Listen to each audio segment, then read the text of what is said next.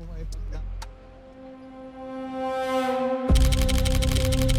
President Duterte, President.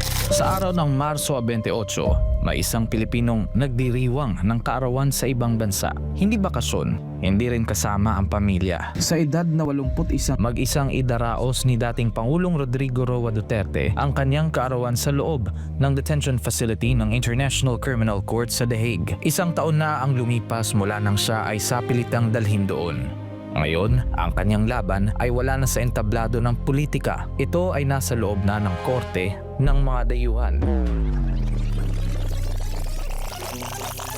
Alam mo, pag huminto ako dito, disgrasya ang kabukasan ng mga anak natin. It is to the interest of my country that I will destroy you. Because if you cannot control the movement or the habit of your country, it will eventually destroy my country. So, you decide now, sisirain ninyo yung drug industry ninyo once and for all o magkagulo tayo. Si Rodrigo Roa Duterte, kilala ng buong mundo. Tinawag siya ng Time Magazine bilang The Punisher. Inilista siya ng Forbes kasama si Vladimir Putin at Xi Jinping sa mga pinakamakapangyarihang tao sa mundo. Tinawag siya ng mundo, strongman. Sa Estados Unidos, personal na pinuri siya ni President Donald Trump sa pagsugpo sa iligal na kalakalan ng droga sa Pilipinas. Sa kanyang 6 na taon, ipinamalas niya sa buong mundo na may isang paraan para labanan ng droga. Isang paraan na inaasahan sana ng maraming Pilipino na magpapatuloy sa ilalim ng tambalang Duterte Marcos. Pero tila nagbago ang ihip ng hangin sa ilalim ng administrasyon ni Ferdinand Marcos Jr. Sa kabila ng naunang pahayag na hindi makikipagtulungan sa ICC, ilang beses ding iginiit ng mga opisyal ng pamahalaan ang parehong posisyon. Tinanong si Marcos Jr. kung ibibigay ba ng kanyang gobyerno si Duterte sa ICC kung mag-issue ng warrant. Ang kanyang sagot, If the ICC issues an arrest warrant against former President Duterte, will the Philippine government hand him over? Will we do what? Will the Philippine government hand him over if the ICC... We don't recognize the warrant that they will send to us. So that's a no. That's a no. kahit na 2019 pa kumalas ang Pilipinas mula sa International Criminal Court, iginigiit pa rin ito na mayroon silang jurisdiksyon bansa. Nitong Pebrero 2026, formal nang isinalang ang mga kaso ni dating Pangulong Duterte sa confirmation of charges. 3 counts ng crimes against humanity ang isinampa laban kay Duterte. Ang una, ang mga pagpatay ng Davao Death Squad noong siya ay mayor pa ng lungsod. Ikalawa, ang umano'y pagpatay sa mga high-value targets sa ilalim ng kanyang war on drugs. At pangatlo, ang mga pagpatay sa gitna ng barangay clearance operations. Bigyan niyo kami ng laman para makita namin ano itong pinagsasabi.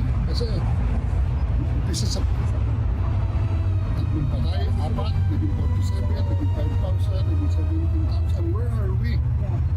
And they're saying it's a crime against humanity.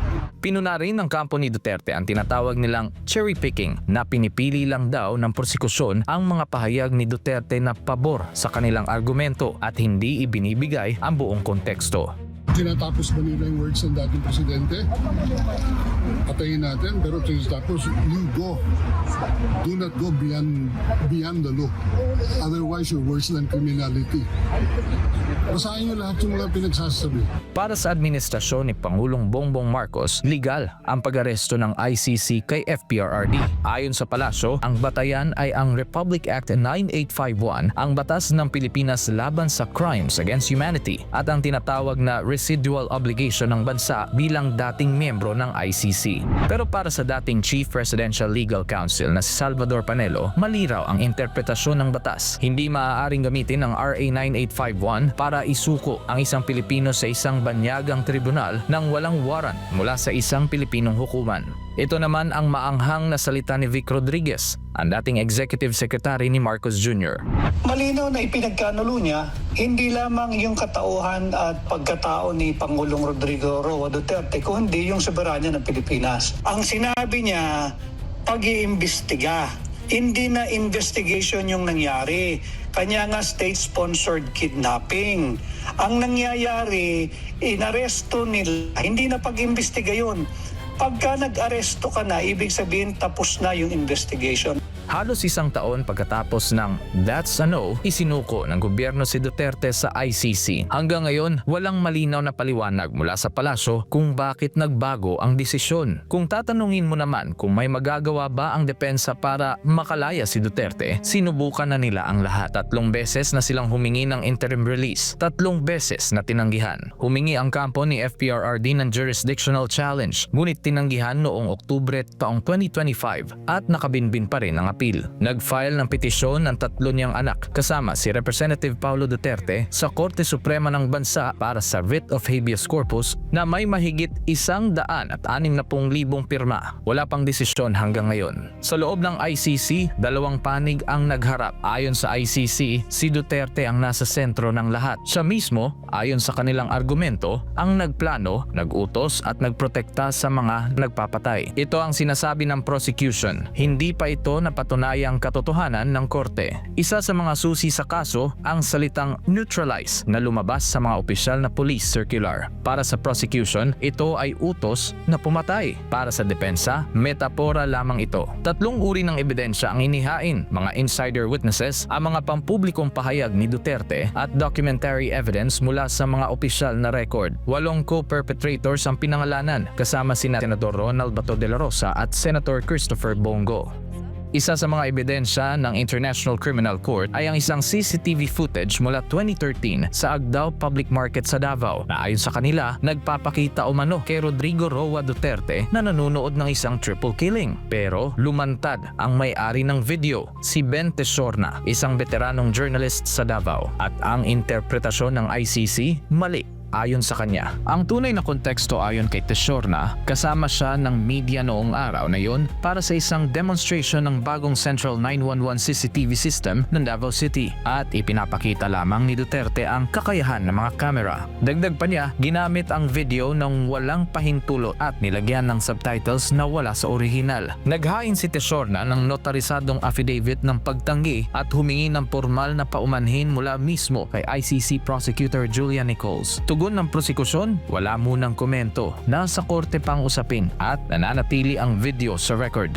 Ang purpose na pinakita niya was, ang ano niya is, wala na yung mga incidents na walang recording, walang witnesses, walang kasi may mga cameras na so record na talaga. Doon mo makikita yung twist ng ICC kung paano demonize si FPRD. Being a Dabawenyo, that's very konti masyado maliit na bagay para itulog yung PRD was given so much for the Dabawenyos. Samantala ayon kay Kaufman, pamumulitika lamang ang mga paratang laban kay Duterte. Ang mga saksi ng prosekusyon, tinawag sila ni Kaufman na worthless as a devalued peso. Mga self-confessed killers na nagtetestigo kapalit ng limitadong immunity. No smoking gun, no evidence of a direct order, solicitation or inducement with respect to any one of the 49 incidents. No documentary record exists of a presidential order. The prosecution has failed to elaborate in its oral submissions what it means truly by soliciting. Inakusahan din ni Kaufman si Marcos ng may papel sa pagpapadala ni Duterte sa ICC. So it is indeed the defense case that President Ferdinand Marcos Jr.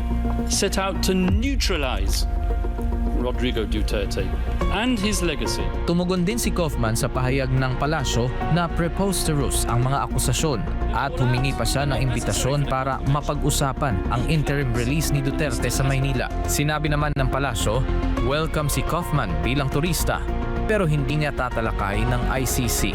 At sa huling araw ng hearing noong Pebrero 27, ibinahagi ni Kaufman ang mga salita ni Duterte mismo na sinabi sa kanya sa loob ng kulungan sa The Hague. Looked at me solemnly and said, Mr. Kaufman, Nick, I have done my duty and I have left my legacy. Go to court and do your job, but I can no longer help you. I no longer remember much at all, and I can't comment on people who I do not know and on statistics that mean nothing to me. He then concluded and pronounced as follows: I was a faithful servant of the people, and that is how I wish to be remembered. I have now accepted my fate, and I realize that I could die in prison.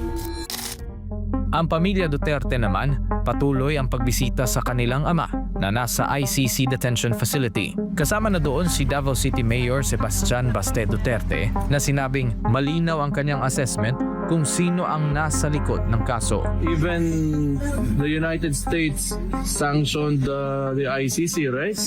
They have issues with the United States. So I do not trust this thing that you call the ICC. Bukod sa ICC, sinabi rin ni Mayor Baste kung sino ang kanyang itinuturing na tunay na kalaban ng kanyang ama at kung bakit sila nagsasalita ngayon. Ayon sa kanya, ang mga nagpapanggap na biktima ng drug war ay may koneksyon sa teroristang grupo na CPP, NPA, NDF. The narrative of the left against our narrative. That's it. Sino ba yung mga nandyan? Mga NPA naman yung mga nandyan. Kasi sila yung tinamaan during the time of his administration. And they went around Europe playing the victim card. Sa tanong kung handa ang pamilya sa kalalabasan ng kaso, ang sagot ng kanyang mga anak, We're always prepared. Even my father is prepared. Wala kami dito para iiyak lang. It's politics. Most of it is politics.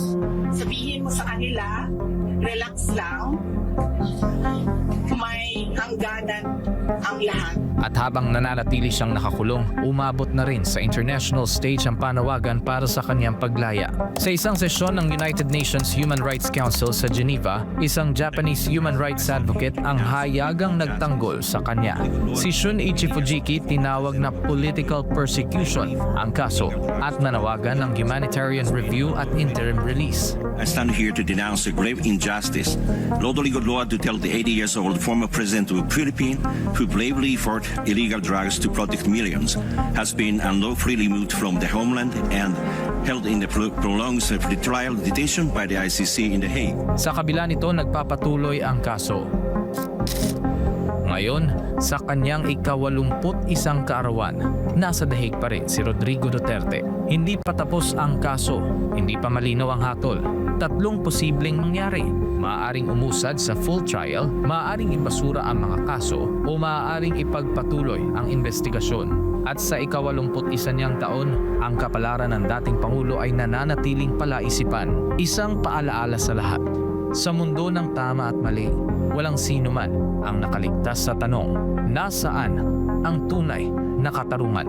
This will be a long legal